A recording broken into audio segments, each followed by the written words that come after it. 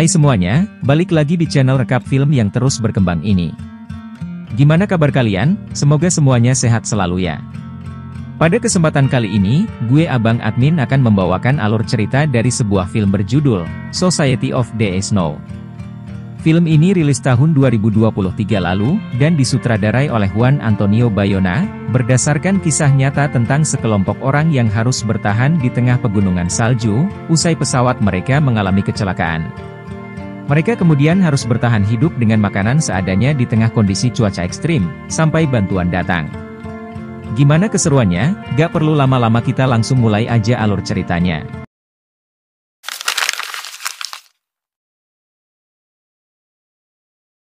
Film dibuka dengan sebuah narasi, yang menceritakan tentang kecelakaan pesawat asal Uruguay di Pegunungan Andes, Amerika Selatan. Dikabarkan, bahwa hanya sekitar 27 orang yang bisa selamat dari kecelakaan itu, namun mereka kemudian harus dihadapkan dengan kondisi berbahaya, yaitu bertahan hidup di tengah pegunungan bersalju, tanpa persediaan makanan yang cukup. Sesudah itu, film mundur beberapa bulan sebelum kecelakaan tersebut, tepatnya di bulan Oktober 1972. Sebuah tim rugby asal Montevideo, Uruguay bernama Old Christian, seusai mereka bertanding, sang kapten yang bernama Marcelo, mengabarkan bahwa akhir pekan ini mereka akan menjalani tur liburan ke kota Santiago di negara Chili. Lebih menyenangkannya lagi, semua anggota tim diperbolehkan mengajak teman, pasangan, ataupun keluarga mereka. Setelah itu, salah satu anggota tim rugby yang bernama Gaston, lantas mengajak dua temannya, yakni Numa dan Pancho. Di momen ini, Numa nampak ragu saat diajak liburan ke Chili oleh Gaston, namun setelah ia dibujuk oleh Gaston, serta diberitahu kalau ini mungkin liburan terakhirnya bersama Pancho sebelum ia pergi berkuliah lagi, Numa pun akhirnya setuju ikut liburan kali ini. Singkat cerita, hari keberangkatan pun tiba. Di Bandara Montevideo nampak para anggota tim rugby sudah datang bersama rekan-rekan dan keluarga mereka. Ada yang mengajak teman, istri, pacar, sampai keluarga mereka, di mana total ada 40 orang penumpang dan 5 awak kabin. Di sini, mereka terbang ke Chili tidak menggunakan pesawat komersil, melainkan pesawat charter agar lebih privat. Setelah bersiap, mereka semua pun akhirnya terbang meninggalkan Montevideo, Uruguay, menuju kota Santiago di negara Chili. Pero a la vez el hijo de su hogar. Kebahagiaan nampak di raut wajah mereka yang akan segera berlibur. Dijelaskan, bahwa pesawat mereka akan melewati celah di pegunungan Andes yang membentang dari Uruguay, Peru, hingga Chili, sehingga guncangan mungkin akan terjadi. Akan tetapi, tiba-tiba saja salah satu awak kabin pesawat meminta penumpang di kursi belakang semuanya pindah ke depan karena satu masalah. Sampai akhirnya, pesawat tiba-tiba saja bergetar hebat, mengalami kegagalan mesin, lalu bagian ekornya menabrak punggungan bukit. Seketika pesawat pun mulai hancur, dan korban mulai berjatuhan, bahkan ada yang terlempar keluar. Sementara yang masih di dalam, banyak yang terhimpit karena benturan hebat tadi, dan seketika tawa mereka tadi pun berubah menjadi jerit ketakutan. Estamos aterrizando en Santiago.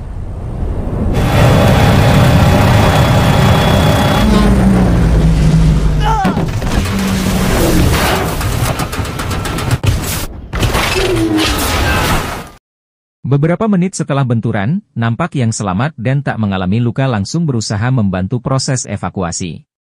Beberapa dari mereka juga langsung berusaha membantu pilot untuk menyalakan radio komunikasi, meski sayangnya radio itu tak berfungsi, dan sang pilot pun akhirnya tak selamat. Kondisi semakin kacau saat malam datang, yang mana suhu di pegunungan salju itu turun hingga 30 derajat Celcius. Sehingga mereka harus saling berdempetan di dalam puing kabin pesawat agar tetap terasa hangat. Meski demikian, beberapa orang yang dalam keadaan luka berat pada akhirnya tak mampu bertahan, dan satu persatu berguguran di malam itu.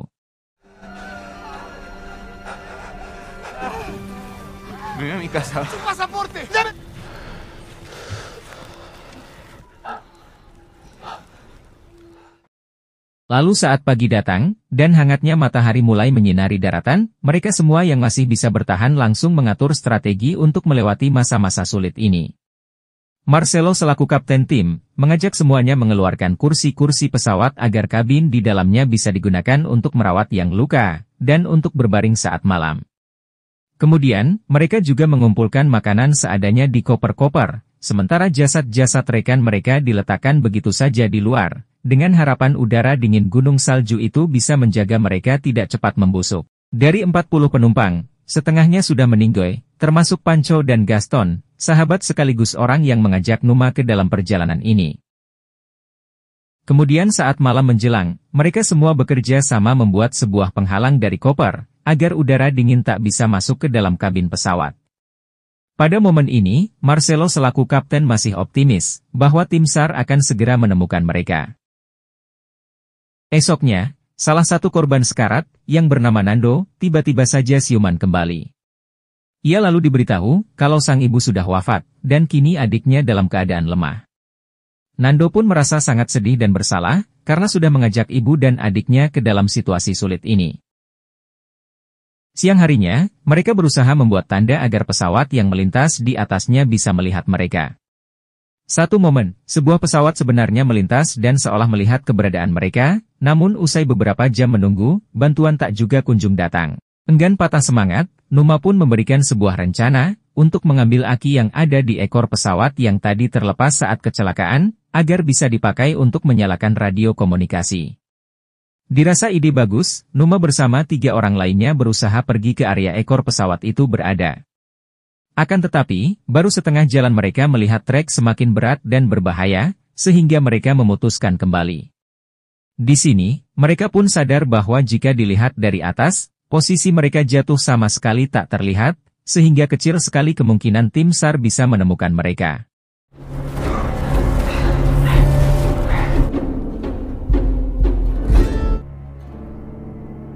Tengo ganas de llevarte a la vuelta. 6 hari berlalu, persediaan makanan sudah habis, dan kini mereka semua mulai kelaparan. Beberapa dari mereka, termasuk Numa mulai pergi ke dinding-dinding batuan gunung untuk menemukan sesuatu yang bisa dimakan, tapi karena lokasi mereka sangat ekstrim, tak ada kehidupan lain di sana, bahkan serangga sekalipun. Enggan mati kelaparan, sejumlah orang mulai memberi usulan gila, yaitu menjadikan jasad rekan-rekan mereka sendiri sebagai makanan. Mereka yakin, jasad-jasad itu belum membusuk karena dibiarkan mendingin di salju, layaknya menaruh daging di dalam kulkas. Perdebatan pun terjadi karena ada 2 kelompok yang berbeda pandangan mengenai rencana memakan daging jasad rekan mereka ini. Pihak yang pro, dipimpin oleh seorang bernama Roberto, menegaskan mereka butuh makan karena sudah 7 hari berlalu tanpa makanan, dan jika terus begini bisa jadi tak akan ada yang selamat. Sedangkan pihak yang tak setuju dipimpin oleh Marcelo dan Numa, mereka menegaskan untuk bersabar sedikit lagi saja, dan optimis tim SAR akan segera datang. Sesudah itu, mereka semua memang tak langsung menjalani ide gila tersebut, alhasil mereka memakan apa saja yang bisa dimakan, dari mulai tali sepatu, sampai rokok. Karena hal ini, beberapa orang pun akhirnya kembali gugur, salah satunya adik dari Nando, yang akhirnya meninggoy karena kelaparan.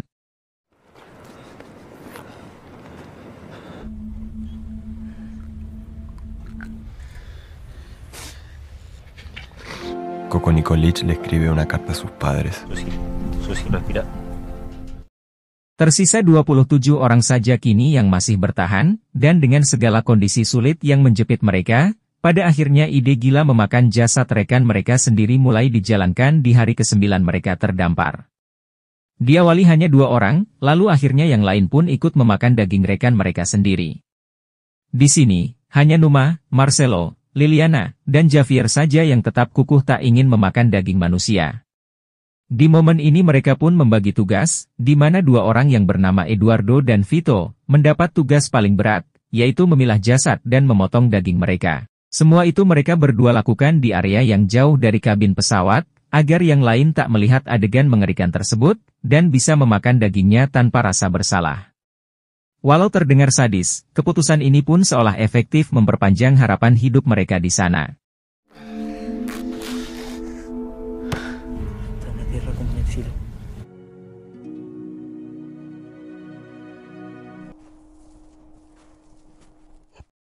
Kemudian pada satu momen, seorang bernama Carlitos menemukan sebuah radio analog yang masih menyala. Sayang sekali, saat mereka menyalakan radio itu, mereka semuanya histeris, saat mendengar kabar, bahwa tim SAR berhenti melakukan proses pencarian setelah 10 hari berlalu tanpa hasil. Dikatakan proses pencarian baru akan dilanjut awal tahun depan saat salju mulai banyak yang mencair. Sobrevivientes. Una pausa comercial de búsqueda y rescate con 17 aviones. Mendengar itu, Marcelo selaku kapten yang sejak hari pertama selalu optimis tim SAR akan datang, akhirnya menyerah. Ia pun meminta semuanya melakukan apa saja agar bisa bertahan hidup, termasuk memakan daging dari jasad rekan mereka sendiri. Sementara itu Numa yang masih memiliki semangat tinggi, hari itu juga mengajak dua orang lain, yakni Gustavo dan Mas Pons, untuk kembali mencari Aki di ekor pesawat. Kali ini sayangnya, usaha mereka kembali nihil, dan mereka hanya menemukan beberapa puing, dan jasad rekan mereka saja. Bahkan mereka bertiga hampir saja tewas, lantaran saat malam hari mereka masih terjebak di luar.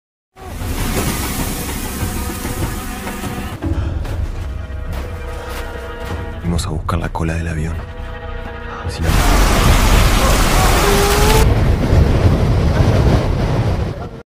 Hari-hari berlalu, Numa yang awalnya selalu optimis kini mulai hilang semangat, namun untungnya seorang bernama Nando masih menjaga asa selamat karena ia yakin, di balik sebuah punggungan gunung, ada lembah hijau di sana, oleh karena itu Nando beberapa kali selalu terlihat sedang berlatih mendaki dengan alat seadanya. Kemudian memasuki hari ke-17 mereka terdampar, badai nampak mengepung area itu dalam 5 hari belakangan. Walau demikian, situasi nampak kondusif, karena area kabin pesawat sudah mereka buat nyaman.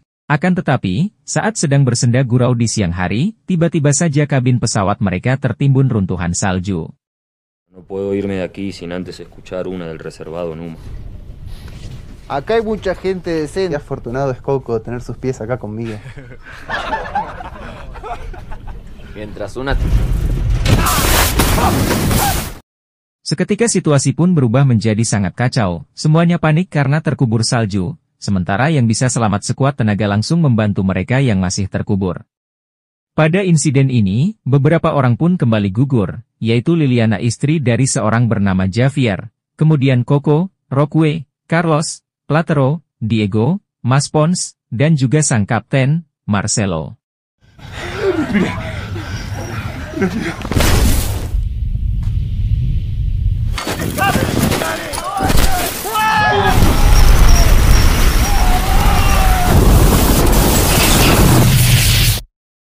Situasi buruk belum berhenti di sana, karena kini mereka semua terkubur salju lantaran badai yang datang tanpa henti selama seminggu. 2 hari terkubur di dalam salju, rasa lapar mendorong mereka mulai mencari cara agar bisa keluar dari sana. Numa kemudian berupaya menggali salah satu sisi kabin yang terkubur. Meskipun harus terluka, Numa berhasil memecahkan sebuah kaca sehingga membuka jalan untuk keluar dari dalam salju.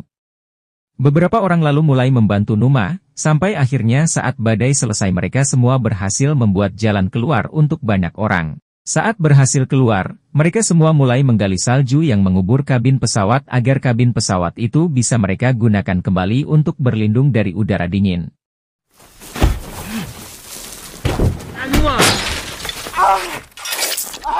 La Margarita que fuera, Álvaro, tu novia. ¿Cómo estás? Pada satu malam, Numa diberitahu oleh salah satu temannya, yang bernama Arturo yang sudah dalam kondisi sangat lemah, bahwa ia yakin Numa bersama rekan-rekannya bisa selamat karena mereka saling bekerja sama menjaga satu sama lain. Jadi ia meminta Numa untuk selalu yakin pada dirinya sendiri. En el Dios que tiene Nando en la... Numa. Yo creo en eso. Y Fito. Keesokannya, Nando bersama Roberto dan Numa mengatakan pada kelompoknya bahwa mereka akan melakukan perjalanan ke arah timur demi bisa mencari sesuatu bantuan. Awalnya banyak yang tak setuju karena berbahaya, tapi Nando meyakinkan bahwa ia akan pergi dengan persiapan matang agar risiko itu bisa diatasi. Lalu pada hari ke-34 mereka terdampar, salju mulai mencair di mana-mana. Sayangnya di sini satu orang kembali gugur, yaitu Arturo. Tak mau korban semakin banyak, Roberto dan Nando pun mempercepat waktu perjalanan mereka ke timur demi mencari bantuan. Akhirnya, di hari ke-36 mereka terdampar, 4 orang, yaitu Roberto, Nando, Numa, dan Gustavo pun berangkat, mereka berempat mengajukan diri karena merasa paling sanggup melakukan itu, terlebih Roberto dan Nando yang merupakan atlet rugby, yang memiliki tangguh. Tapi sayang sekali, baru beberapa jam mereka berjalan, Numa tiba-tiba saja terjatuh. Saat dicek, Roberto melihat kaki Numa mengalami luka serius, sehingga mereka memutuskan kembali. Namun, Numa yang tak mau merepotkan meminta mereka melanjutkan saja perjalanannya, sementara ia akan kembali ke kabin pesawat seorang diri.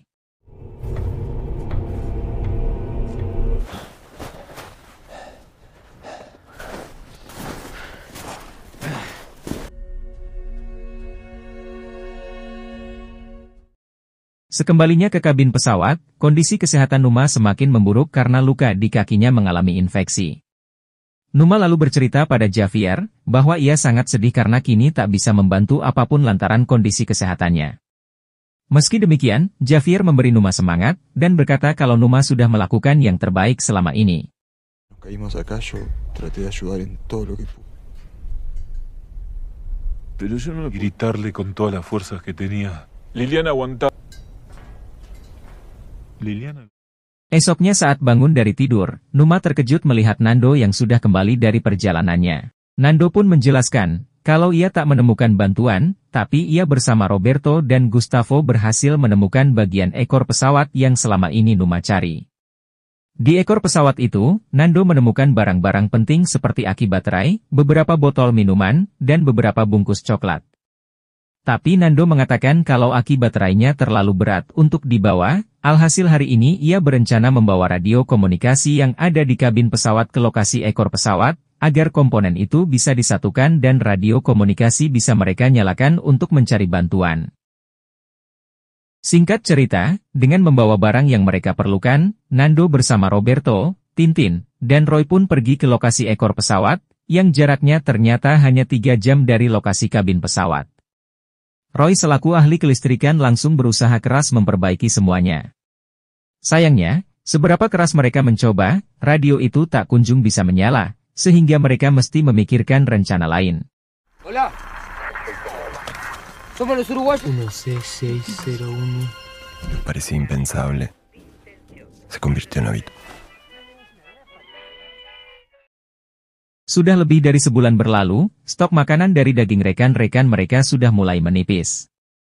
Sementara itu, kondisi kesehatan Numa mulai semakin memburuk, ia pun memberi pesan pada temannya, bahwa mereka boleh menggunakan jasadnya, jika nanti ia sudah tak bisa bertahan lagi. No te rindas ahora. No me estoy rindiendo. Quiero volver a... Pensa en vos. Y te reís. Di ekor pesawat, saat sedang berusaha memperbaiki radio, Roy dan Roberto mulai frustasi karena usaha mereka selalu gagal. Namun, saat kembali ke kabin pesawat, Nando dan Tintin mengatakan kalau mereka menemukan tumpukan kain kedap air dan angin yang jumlahnya banyak. Nando menyebut bahwa ia bisa menggunakan itu sebagai kantong tidur yang bisa ia bawa dalam perjalanan mencari bantuan. Di momen ini, Nando pun mengajak Roberto bersama Tintin untuk pergi ke arah utara untuk mencari daratan Chili. Namun Roberto pesimis itu bisa berhasil, bahkan meski mereka membawa kantong tidur sekalipun. Terlebih, di radio analog terdengar kabar kalau setelah 58 hari berlalu, kini tim SAR dan tentara mulai kembali melakukan pencarian pada mereka karena salju sudah mulai mencair. Pada satu siang, 2 bulan semenjak mereka terdampar, mereka semua nampak mulai bisa menerima keadaan yang ada. Tintin yang menemukan kamera pun memutuskan memotret semuanya, karena siapa tahu mereka bisa selamat dan foto itu bisa jadi sebuah kenang-kenangan. ¿Qué nos pasó? Y al mirarlo, para nosotros. Sementara di dalam kabin pesawat, Numa yang sudah dalam kondisi sekarat memberi pesan pada Nando, bahwa jika Nando memiliki rencana, maka Nando harus menjalaninya, meski sekecil apapun kemungkinan rencana itu bisa menyelamatkan mereka. Lalu keesokannya, meski sudah dirawat oleh Roberto dan Gustavo, Numa pun tak bisa bertahan, dan ia pun menyusul korban lain yang tak selamat dalam insiden ini.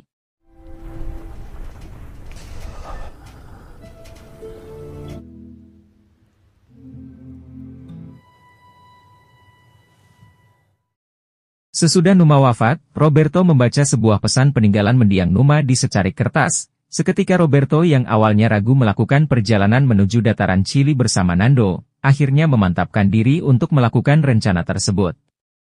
Esoknya setelah mempersiapkan bekal dan semuanya, Nando pun pergi bersama Roberto dan Tintin ke arah utara mencari daratan Chili yang mereka yakini ada di balik sebuah punggungan gunung.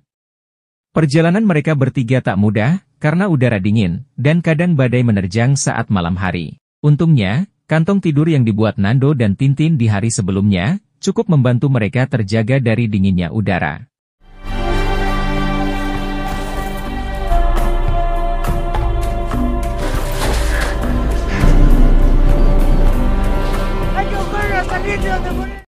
Singkat cerita, mereka bertiga sampai di puncak sebuah punggungan, namun di sana nampak tak terlihat apapun, sehingga Roberto yang sedikit putus asa meminta untuk kembali ke kabin pesawat.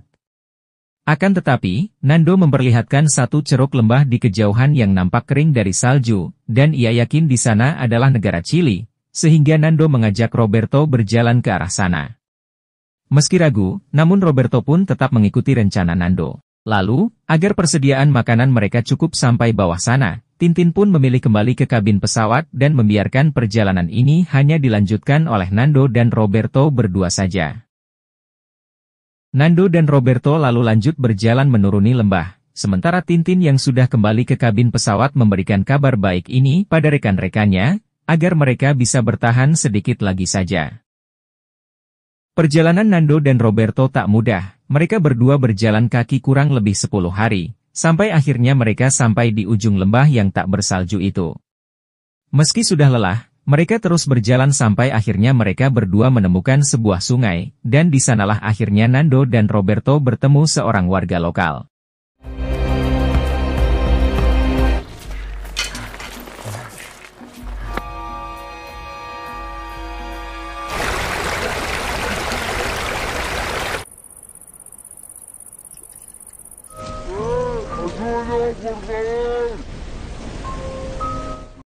Warga lokal itu lantas membantu Nando dan Roberto, memberinya makan dan minum, dan langsung mengirim kabar penemuan Nando serta Roberto ini ke pihak tentara dan tim SAR setempat. No tenemos comida. Estamos débiles.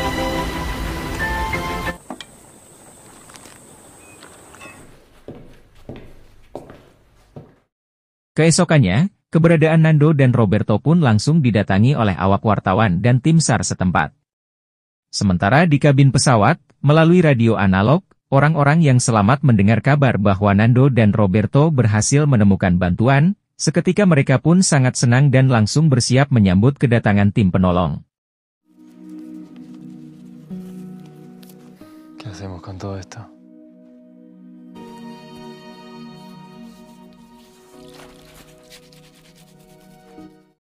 Akhirnya, setelah 70 hari lebih terdampar, orang-orang yang masih selamat di insiden ini bisa dievakuasi, meski dari 40 orang penumpang, hanya ada sekitar 16 orang yang bisa selamat dan masih hidup. Tangis haru pun terlihat di wajah mereka karena setelah sekian lama, mereka akhirnya bisa kembali pulang ke rumah.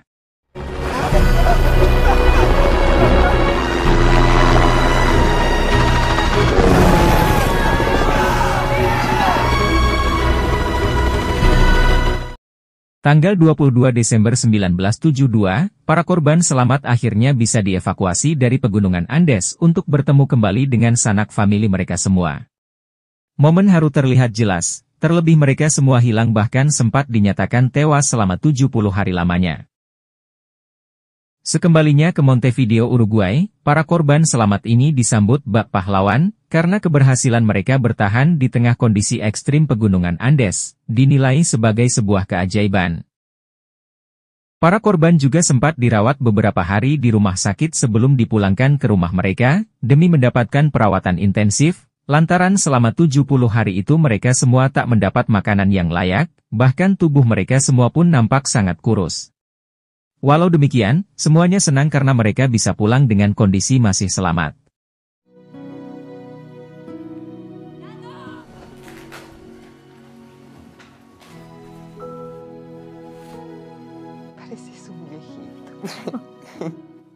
Di satu malam, para korban selamat itu pun berkumpul dan berdoa, Mereka bersyukur masih diberi keselamatan, dan berdoa semoga rekan-rekan yang wafat di atas sana diberikan kedamaian abadi. Kemudian mereka pun berjanji akan selalu mengingat cerita di atas sana dan juga jasa-jasa rekan mereka yang tak selamat. Lalu setelah semua itu film pun selesai. Lo que hicimos en la montaña. Poeta. Se preguntan por qué no volvimos juntos. Oke semuanya, itu dia alur cerita dari film Society of the Snow, sebuah film drama survival yang sangat dramatis dan mengharukan. Di mana orang-orang yang selamat dari kecelakaan pesawat harus berusaha bertahan hidup dari ekstrimnya kondisi di pegunungan Andes, dengan sumber daya yang sangat terbatas. Film yang memberikan kita pelajaran untuk senantiasa tak menyerah meski dalam kondisi sesulit apapun. Gue sendiri bisa kasih film ini nilai 7/10. Sekian untuk video kali ini, makasih buat yang udah nonton dan mohon maaf kalau ada kekurangan. Kalian bisa kasih gue kritik, saran, diskusi, atau request film di kolom komentar. Jangan lupa like dan share video ini, juga subscribe channel ini supaya kalian gak ketinggalan video baru. Segitu aja dari gue, sampai jumpa di video selanjutnya, wassalamualaikum.